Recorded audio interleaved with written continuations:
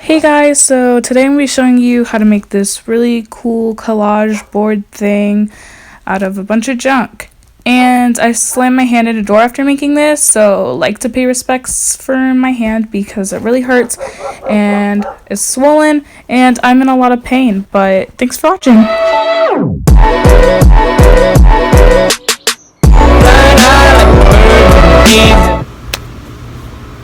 Okay, this is a better angle.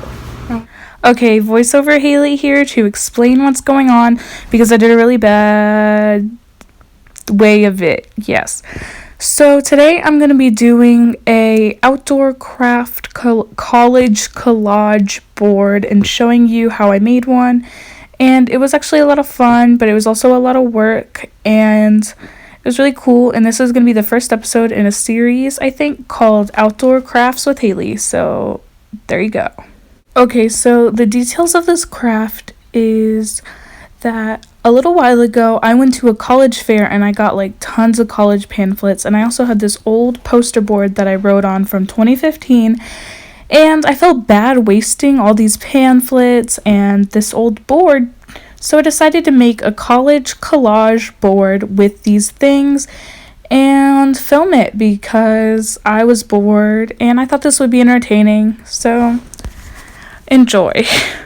There were also like 8 people outside. Okay, it was 4 outside when I was trying to film this, so I was acting weird because I felt really awkward filming in front of them. Cool.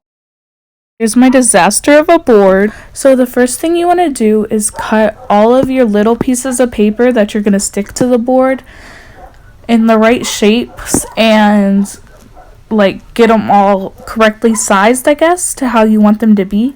So that's what I was doing here. I was cutting the little college pamphlets up, and I'm going to be doing that for a while.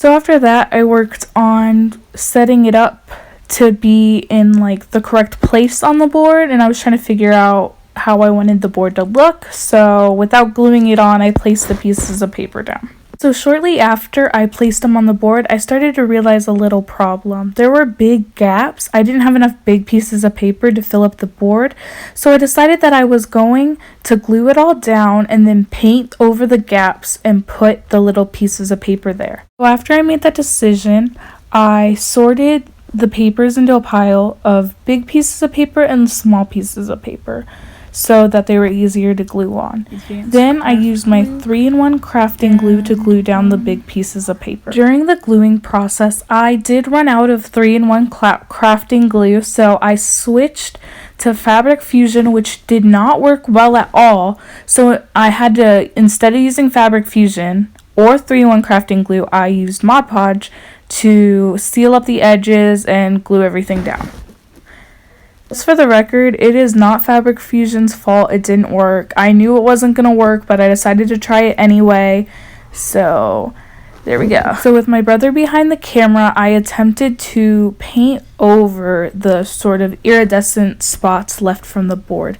But there was a problem. The black paint would not cover the iridescent spots at all.